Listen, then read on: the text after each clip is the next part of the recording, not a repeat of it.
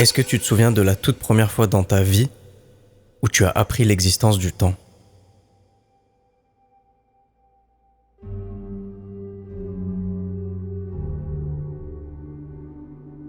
La façon dont psychologiquement on arrive à encaisser le poids du temps dépend du bonheur ou de la souffrance. On a l'impression d'être dans la salle d'attente de cet hôpital depuis une éternité, à attendre de savoir si on pourra encore parler à la personne que l'on aime. Et quand tout va bien autour de nous, on regarde sagement les gens qu'on aime sans dire un mot. On les admire l'espace de quelques secondes avant de se reprendre en main parce que, avec eux, le temps passe vite.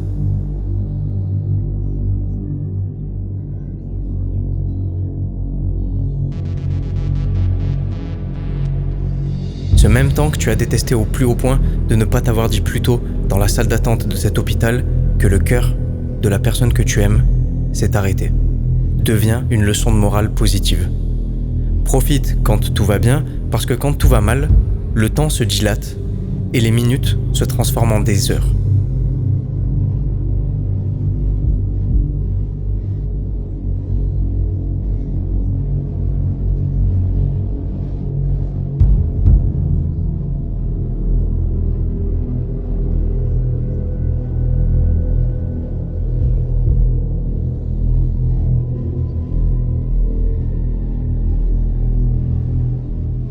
Le temps est subjectif. Des scientifiques ont créé des horloges avec une précision démesurée et culturellement, ça m'a toujours intéressé. Mais psychologiquement, je m'en fous. Vous savez pourquoi ? Plus un corps se déplace vite, plus le temps passe lentement. Et pourtant, je suis au volant d'une voiture lancée à pleine vitesse après avoir appris une mauvaise nouvelle. Le stress monte de plus en plus parce que le trajet est horriblement long.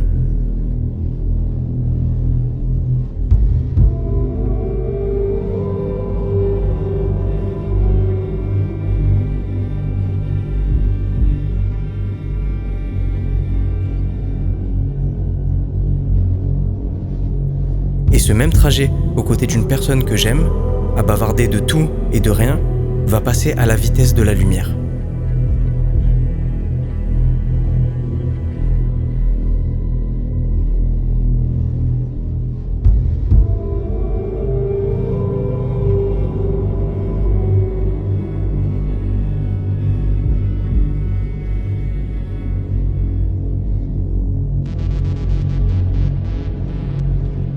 Réfléchir au temps, c'est accepter que quelque chose t'échappe constamment. La preuve, pourquoi quand je suis sujet à de grosses crises d'angoisse, le temps passe lentement. Parce que je souffre, oui. Mais dans mon cas, c'est différent. Certaines de mes crises arrivent dans des moments complètement aléatoires de ma vie, comme des moments de bonheur où je profite de l'instant présent. La journée était superbe, le soleil est bientôt couché et que j'ai l'impression qu'il est midi, et pourtant, je suis sur le point de vivre une anomalie qui va faire basculer en une fraction de seconde ma perception du temps.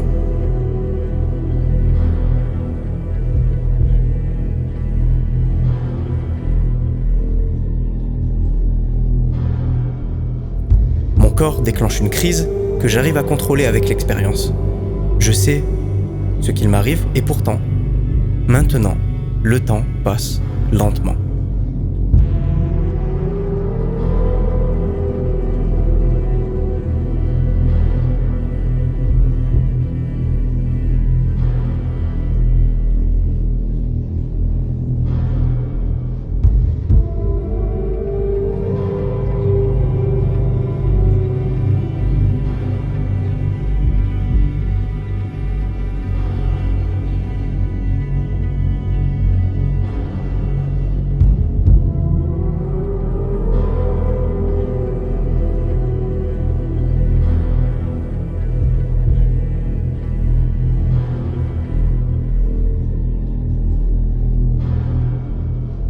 Alors, est-ce qu'il manque un sens au corps humain pour comprendre le temps, parce qu'il est relié à nos émotions ?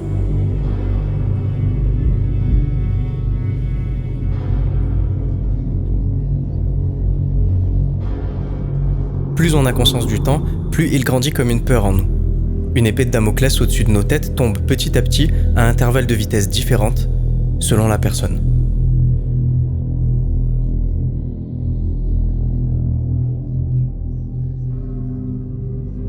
Le temps, c'est cette impression de tout et de ne rien comprendre. Une réponse pour 1000 questions.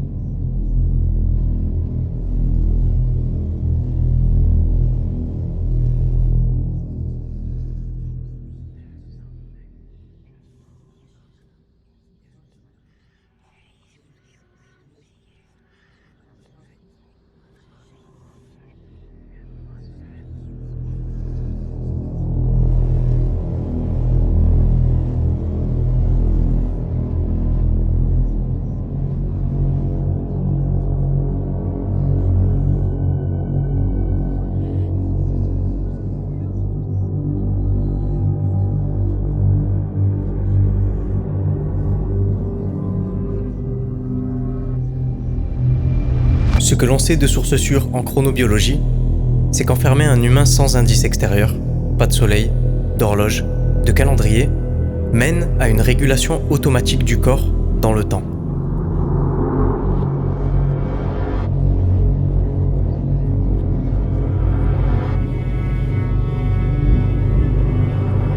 Cette régulation manque de précision sur 24 heures, mais elle existe et prouve que l'on a une horloge interne pour les besoins primaires.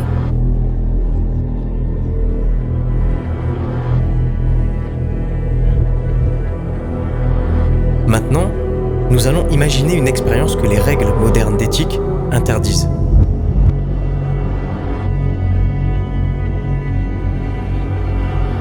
Dès la naissance, on isole complètement un nouveau-né dans une pièce vide. Jusqu'à ses 30 ans, il n'aura aucun contact social.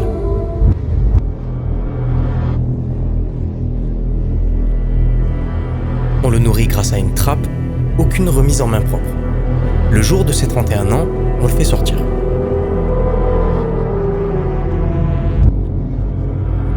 Je vous passe les détails de troubles cognitifs, difficultés à comprendre dues à l'expérience, mais que va-t-il pouvoir nous dire sur le temps ? Est-ce qu'il va réussir à en parler de lui-même ? Va-t-il falloir attendre que l'on lui apprenne l'existence du temps pour qu'émotionnellement, il puisse ressentir le temps passé et ce qu'il a vécu ? Est-ce qu'au fond de lui, le temps passait vite, lentement, étant donné qu'il n'était exposé à aucune forme de situation qui aurait pu le rendre triste ou heureux ? Malheureusement, je n'ai pas de réponse à vous donner aujourd'hui.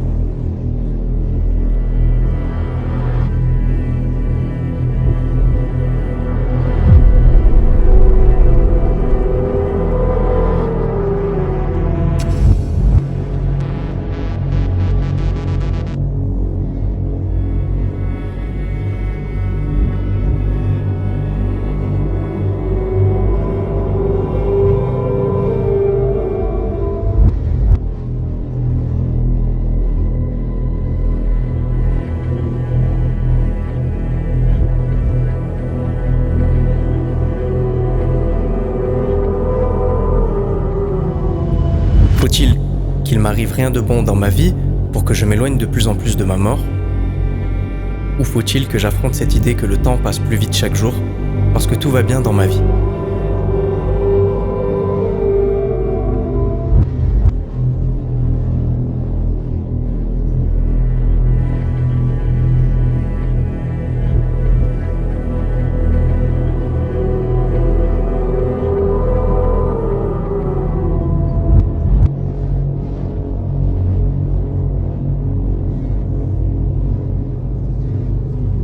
Ou alors, il faut maîtriser le temps.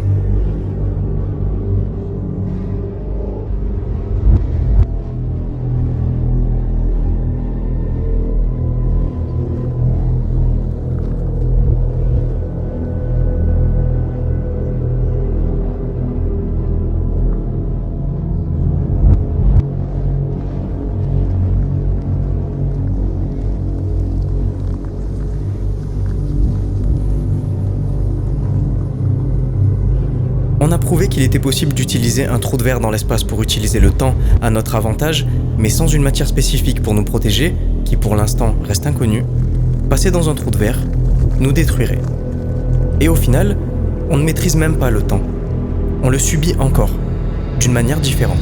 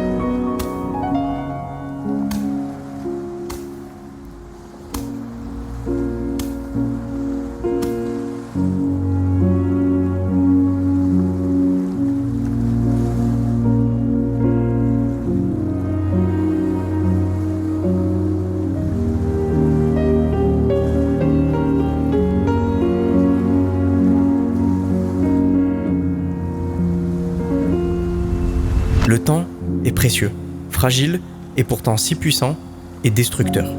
Le temps est la représentation parfaite de la balance qui nous a permis à nous et tous les êtres vivants de cette planète d'exister.